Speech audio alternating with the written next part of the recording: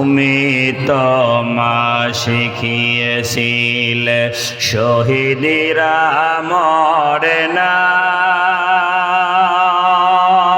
তাই হয়েছি শহীদি মা গো, অভিমান করো না মা, অভিমান করো না। তোমার আমার দেখা হবে মা গো,